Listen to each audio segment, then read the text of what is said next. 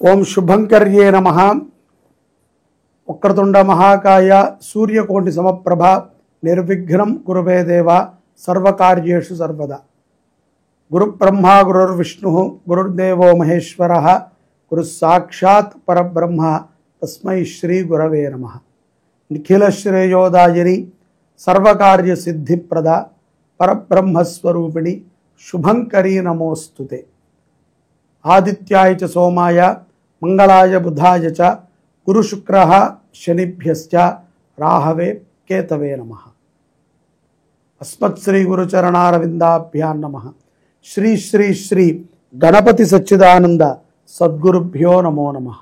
మకర రాశి వారికి 2025 ఏప్రిల్ నెలలో గల గోచార ఫలితాలను తెలియచేస్తున్నాము. శ్రద్ధగా ఆలకించండి. ఈ యొక్క మకర రాశి జాతకులకి ఏలినాటి శని విముక్తి జరిగింది. ఇప్పుడు చాలా ఆనందంగా ఉంటారు వీరు. ఈ ఏప్రిల్ నెల నుంచి వారి ముఖములో కొంత చిరునవ్వుని చూడవచ్చు. కొత్త కొత్త అవకాశాలు వస్తాయి. ఈ యొక్క గ్రహ మార్పిడి శని స్థానచరణం జరగటం ద్వారా మకర రాశి జాతకులకి మరొక గొప్ప లాభం ఏమిట్రా అంటే మనోధైర్యాన్ని పుంజుకుంటారు. నిలకడ స్థిరత్వమైనటువంటి జీవనం జరుగుతుంది. కొంత మానసిక ప్రశాంతత ఇవన్నీ కూడా మకర రాశి వారికి లభిస్తాయి. ఇక్కడ వారు విదేశాల్లో ఉన్నవారైనా స్వదేశంలో ఉన్నవారైనా దగ్గరగా ఉన్నవారైనా దూరముగా ఉన్నవారైనా తల్లిదండ్రుల మీద వాత్సల్యము పెరుగుతుంది. అలాగే డబ్బుకైతే లోటు ఉండదండి. బాగా గుర్తుపెట్టుకోండి. లోటు ఉండదు అంటే అర్థం ఏమిట్రా అంటే నీకు కావాల్సినప్పుడు అప్పైనా పుడుతుంది, ఎవరో ఒకళ్ళు ఇస్తారు, నీకు రావాల్సిందైనా వస్తుంది, నీ దగ్గర దాచిందైనా దొరుకుతుంది. అటువంటి లోటు ఉండదు. లోటు ఉండదు కదా అని చెప్పి చల్లా చెదరగా మనం ఖర్చు పెట్టకూడదు. లోటు ఉండదు. కుటుంబపరమైనటువంటి సౌఖ్యాలు కూడా లభిస్తాయి. సంతానము లేనటువంటి వారికి సంతానపరమైనటువంటి యోగం, ఉద్యోగము లేనటువంటి వారికి ఉద్యోగపరమైనటువంటి యోగం, ఇవన్నీ కూడా ఏప్రిల్ నెలలో మకర రాశి జాతకులలో కనిపిస్తున్నాయి. ఉద్యోగం చేసుకునేటువంటి వారిలో కూడా వేరే ప్రయత్నములు చేస్తే దొరకట్లేదు అనుకున్నటువంటి వారికి ఈ మాసములో ఏదో ఒక వార్తని తప్పనిసరిగా వింటారు. శుభవార్తని. మళ్ళీ మీరు అనుకోవచ్చు ఏదో ఒక వార్త అన్నారు, మళ్ళీ రాదని మేము వినాలా, లేకపోతే దొరకదని మేము వినాలా. శుభవార్తని వింటారు. అలాగే మీకు కొన్ని ఆలోచనలు కూడా మెరుగుపడతాయి. కొన్ని విషయాల యందు కొంతమంది వ్యక్తుల యందు కొంత వ్యవస్థ యందు మీ ఆలోచనలు చాలా మెరుగుగా ఉంటాయి. ఆ ఆలోచన తత్వం ద్వారా మీరు ఎంతో చైతన్యాన్ని పొందగలుగుతారు. వ్యాపారస్తులైతే కనుక చాలా సుఖముగా ధన సంపాదన జరుగుతుంది. శని వెళ్ళిన యొక్క ప్రభావము మీకు తెలుస్తుంది. శని మిమ్మల్ని వదిలి వెళ్ళాడు అనేటువంటి ప్రభావం. ఇది ఒక ఫేస్ అయితే, మరొక కోణములో మకర రాశి జాతకులకి శని వదిలి వెళుతూ కొన్ని సమస్యలను కూడా ఇస్తాడు.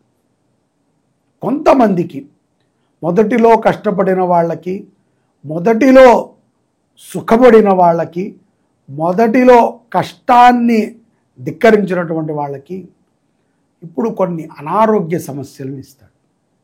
దీర్ఘకాలిక వ్యాధులు ఇస్తాడు. చంచల స్వభావాన్ని ఇస్తాడు. అలాగే శని భగవంతుడు కుంభరాశిలో నుంచి మీనరాశిలోకి ప్రవేశం జరుగుతోంది. మకర రాశి వారికి ఏలినాటి శని విముక్తి.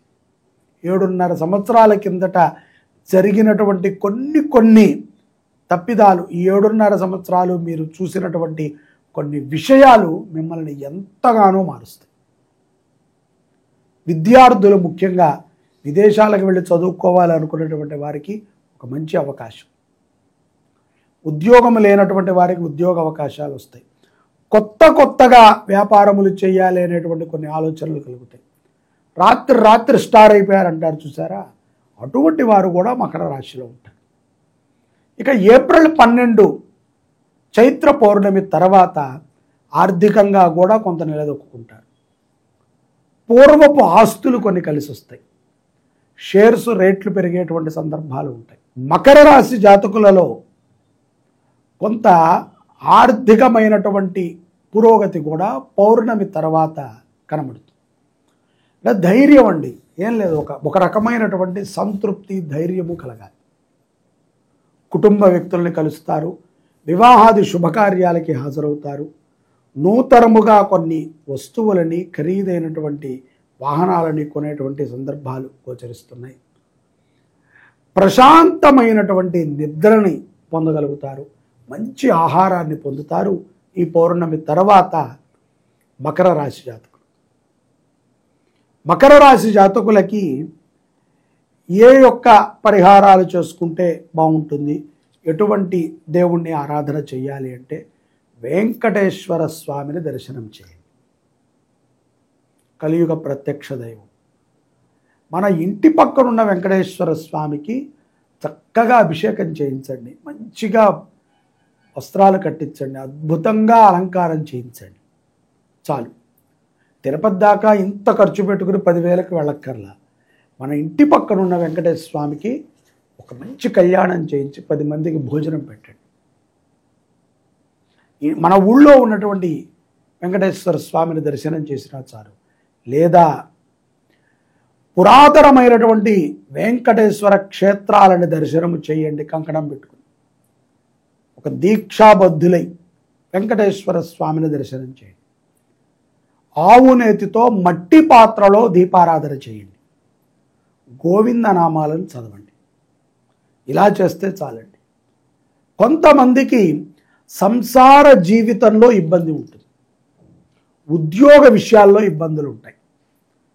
భార్యాభర్తలకి సయోధ్య కుదరదు, ఒకే ఇంట్లో ఉంటారు. విడిపోయే స్థితి దాకా వచ్చినా విడిపోలేరు. భర్తని అర్థం చేసుకునేటువంటి మనస్తత్వం భార్యకి ఉండదు, భార్యని అర్థం చేసుకునేటువంటి మనస్తత్వం భర్తకి ఉండదు. పిల్లలు పుట్టేసి ఉంటారు, సమాజం కోసం మొగుడు పెళ్ళాల్లా బతుకుతూ ఉంటారు, ఏదో యంత్రములాగా ఉద్యోగం చేస్తూ ఉంటారు. అటువంటి వారు ప్రశాంతతని పొందండి. గోమాతని దత్తత తీసుకుని పోషించండి. శుభ ఫలితాలని మకర రాశి జాతకులు పొందగలుగుతారు. మీరు గ్రహముల యొక్క ఆదేశానుసారముగా మకర రాశి జాతకులు శుభ ఫలితాలని పొందుతూ సుఖమైనటువంటి జీవనాన్ని పొందాలి అని భావిస్తున్నాను. జై శుభంకరి. సర్వే జనాః సుఖినో భవంతు.